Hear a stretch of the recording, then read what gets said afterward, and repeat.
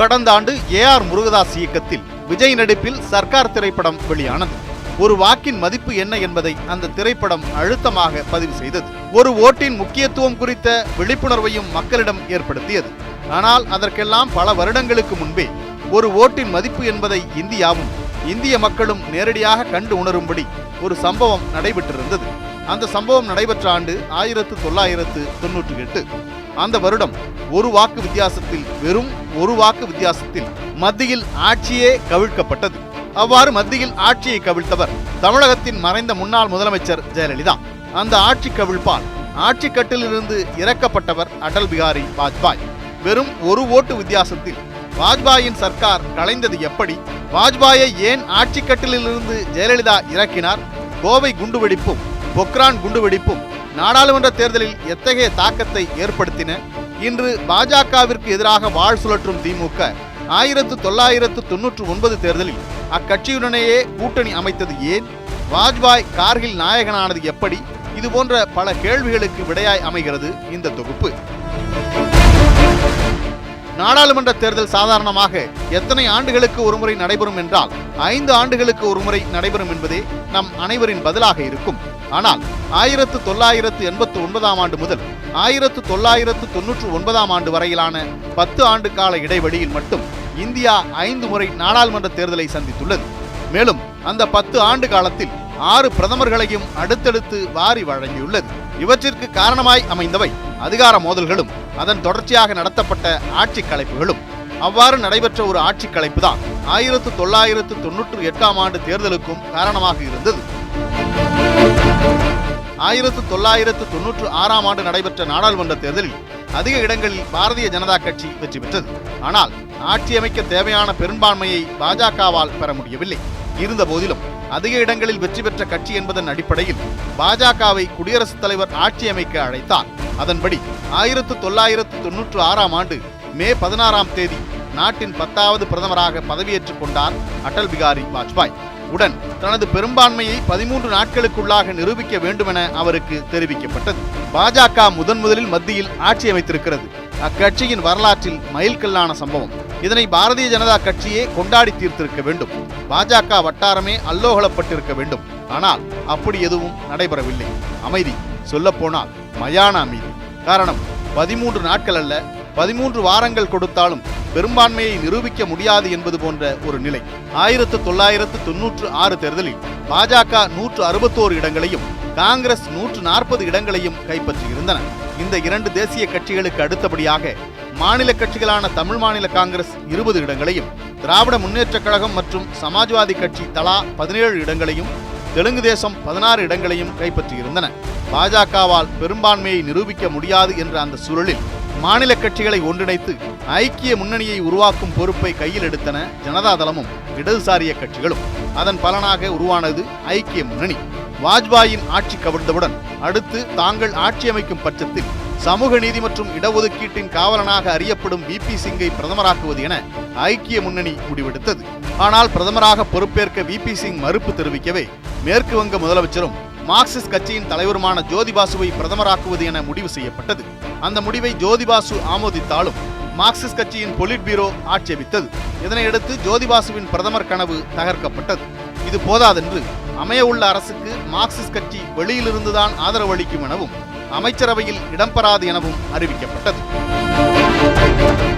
அடுத்து முலாயம் சிங் யாதவ், லாலு பிரசாத் யாதவ், GK மூப்பனார் உள்ளிட்டோரின் பெயர்கள் அடுத்தடுத்து பரிசீலிக்கப்பட்டன.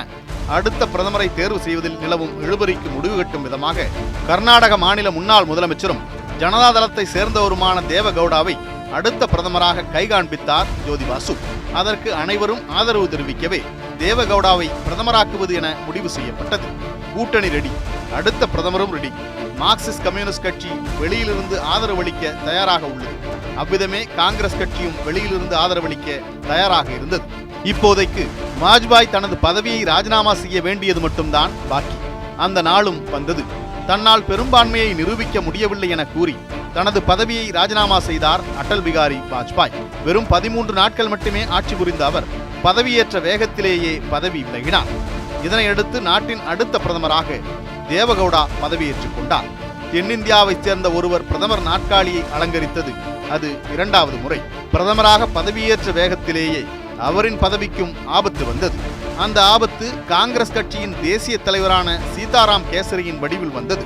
புதியதாக அமைந்துள்ள அரசுக்கு காங்கிரஸ் கட்சி வெளியிலிருந்து ஆதரவு தெரிவித்திருந்ததை முன்னர் பார்த்தோம்.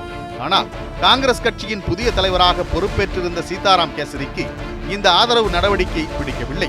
வெளிப்படையாக சொல்ல போனால் தேவகவுடா பிரதமராக உள்ள கூட்டணிக்கு ஆதரவு அளிப்பது அவருக்கு பிடிக்கவில்லை. காரணம், தேவகவுடாவிற்கும் சீதாராம் கேசரிக்கும் முன்பிருந்தே பல விவகாரங்களில் கருத்து வேறுபாடுகள் இருந்து வந்தன. ஆகவே தற்போதைய அரசுக்கு வழங்கி வந்த ஆதரவை வாபஸ் பெறுவதாக அறிவித்தார் சீதாராம் கேசரி. பதறிப்போன ஐக்கிய முன்னணி தலைவர்கள் கேசரியுடன் சமரச பேச்சுவார்த்தையில் ஈடுபட்டனர். அப்போது தேவகவுடாவிற்கு பதிலாக வேறு யாரையாவது பிரதமராக்குவதாக இருந்தால் அளித்து வந்த ஆதரவை நீட்டிப்பது குறித்து யோசிப்பதாக பெரிய மனதுடன் தெரிவித்தார் சீதாராம் கேசரி.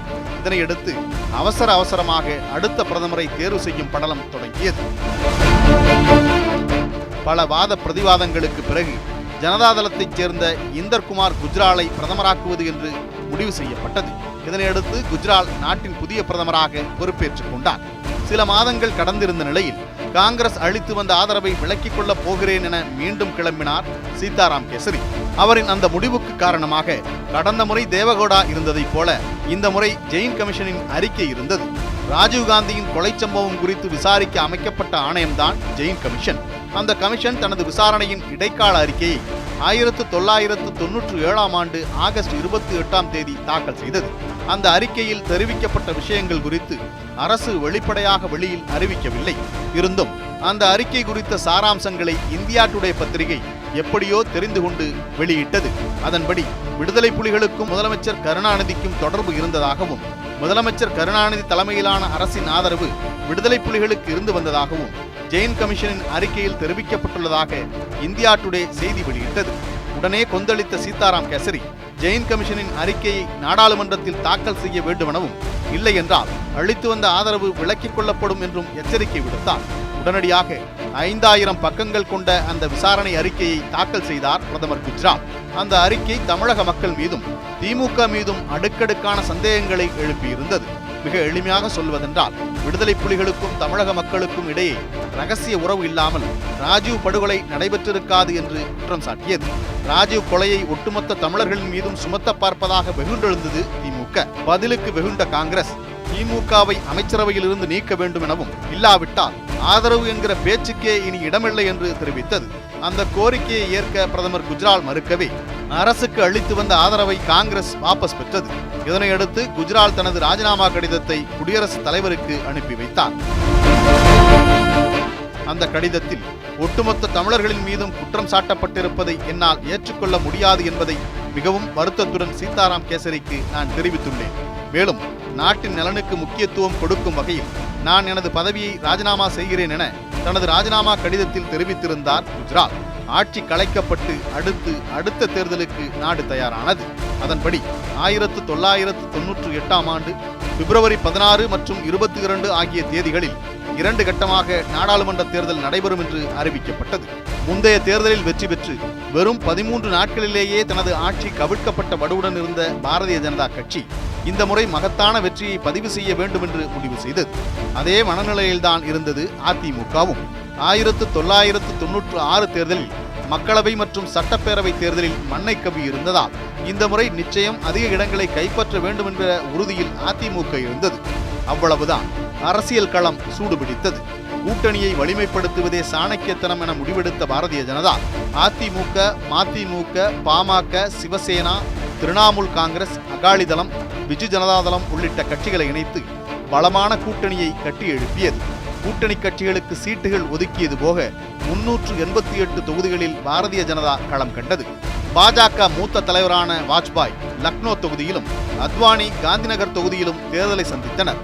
மறுமுனையில் முக்கிய தேசிய கட்சியான காங்கிரஸ் பெரிய அளவில் கூட்டணி அமைக்கவில்லை, அமைக்கவும் முடியாது என்கிற நிலை. திமுக, ஜனதாதளம் உள்ளிட்ட கட்சிகளை காங்கிரஸ் எவ்வாறு பகைத்துக் கொண்டது என்பதை முன்னரே பார்த்தோம்.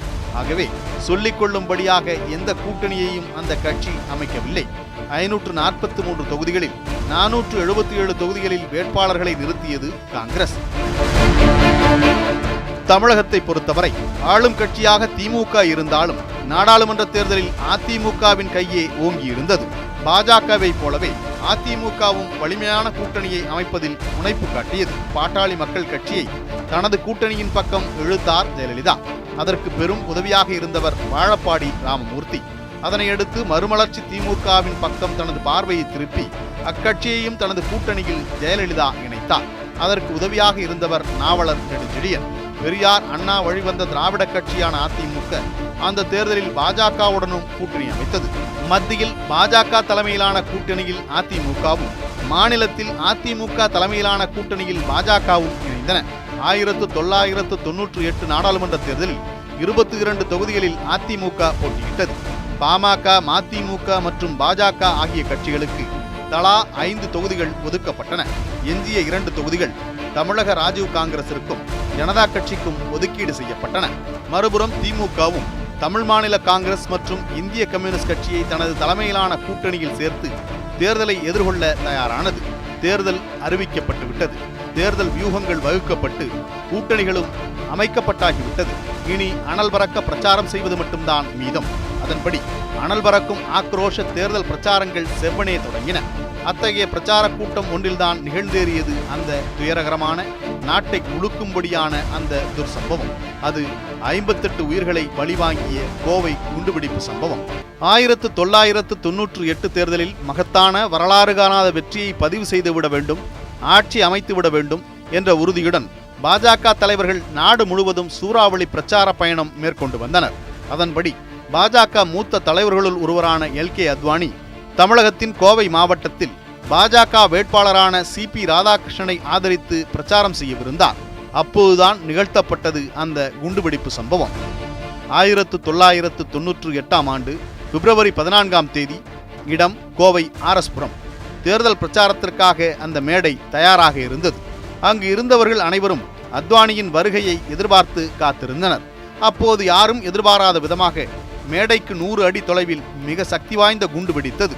இந்த குண்டுவெடிப்பு சம்பவம் மொத்த தமிழகத்தையே அதிர்ச்சியில் உறையச் செய்திருக்க, அடுத்த 40 நிமிட இடைவெளியில் கோவையின் காந்திபுரம், டவுன்ஹால், அரசு மருத்துவமனை ஆகிய பகுதிகளில் அடுத்தடுத்து குண்டுகள் வெடித்தன. பிரச்சார கூட்டத்தில் பங்கேற்க தாமதமாக வந்ததால் அந்த குண்டுவெடிப்பு தாக்குதலில் இருந்து அதிர்ஷ்டவசமாக உயிர் தப்பினார் அத்வானி. 58 உயிர்களை காவு வாங்கிய கோவை குண்டுவெடிப்பு சம்பவம் தமிழகத்தை மட்டுமல்ல, மொத்த நாட்டையே அதிர்ச்சியில் உறையச் செய்தது. தமிழகத்தில் சட்டம் ஒழுங்கு சீர்கெட்டு விட்டதாக எதிர்க்கட்சிகள் கடுமையாக குற்றம் சாட்டத் தொடங்கின. கருணாநிதி தலைமையிலான ஆளும் திமுக அரசுக்கு நெருக்கடி வலுத்தது. இந்த பரபரப்பான சூழலில் நாடாளுமன்ற தேர்தலும் ஒரு வழியாக நடைபெற்று முடிந்தது. உடன் தேர்தல் முடிவுகளும் வெளியாகின.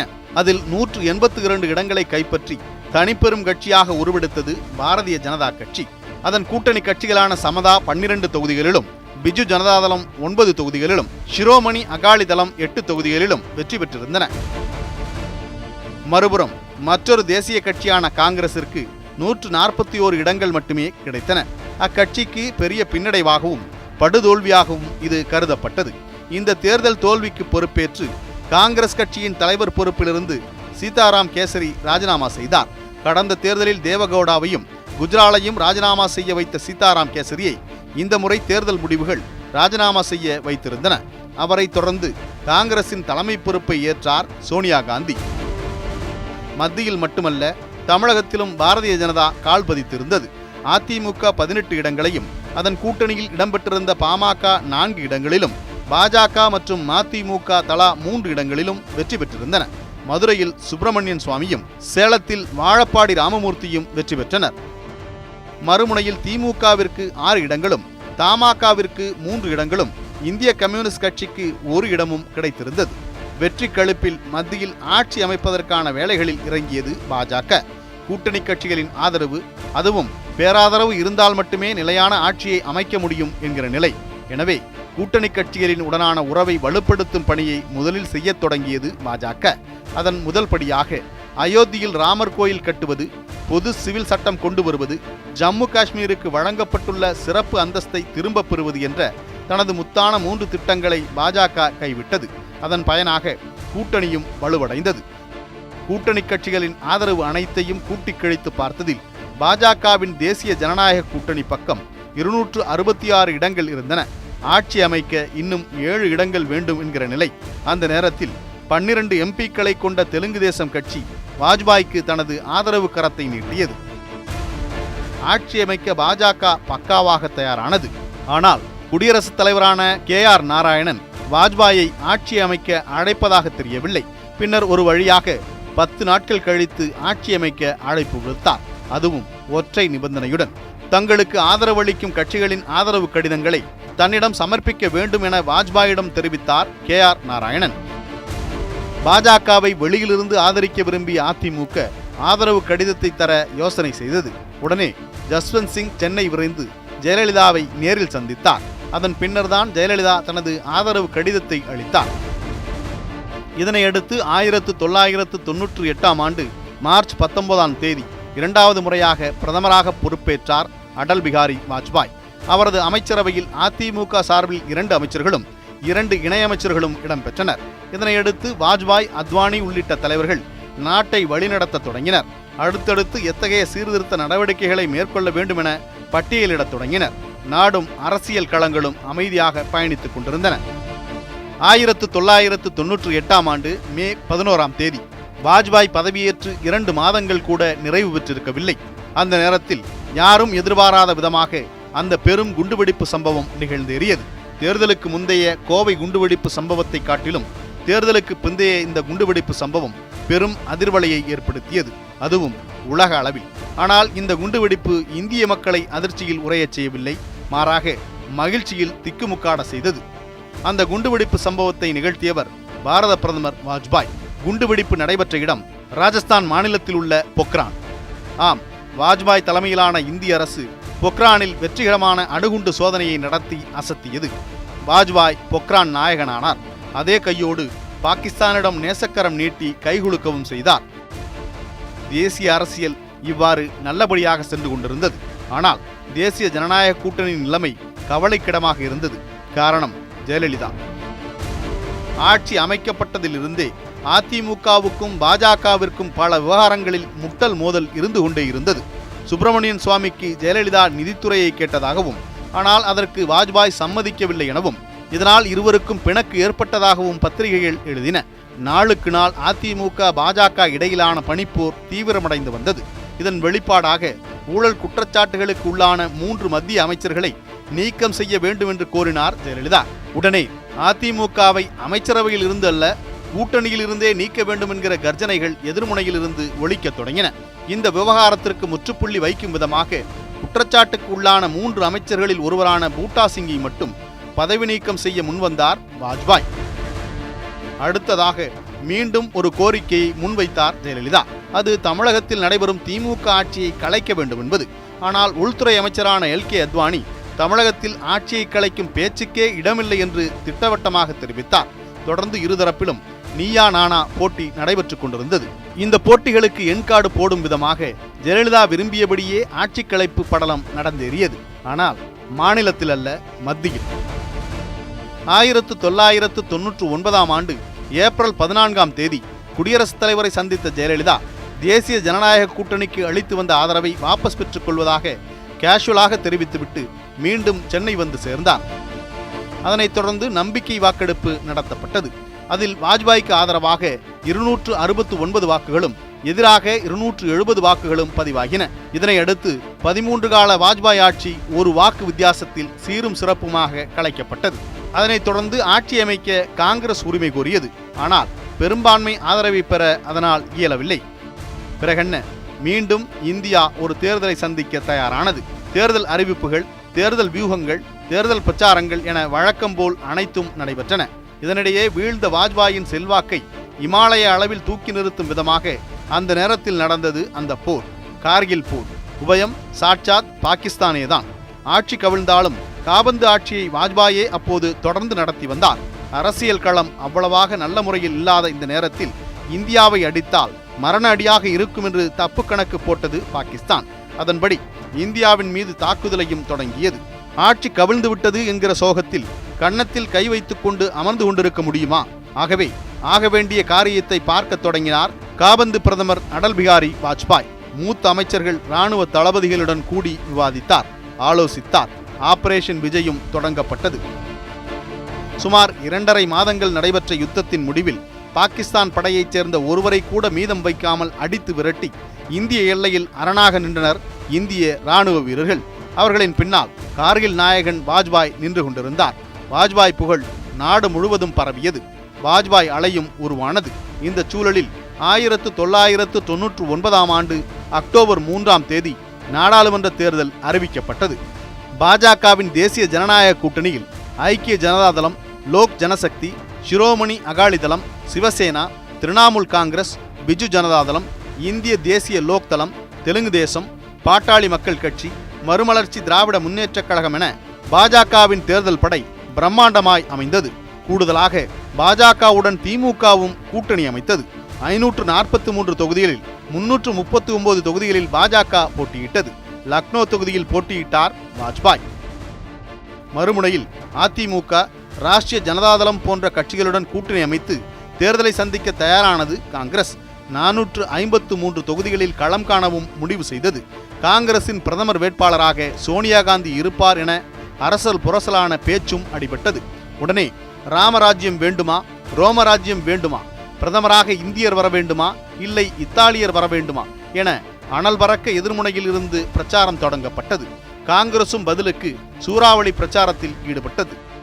தேர்தல் பிரச்சாரம் ஓய்ந்து தேர்தல் நாள் வந்து வாக்குப்பதிவு நடைபெற்று கடைசியாக தேர்தல் முடிவும் வெளியானது.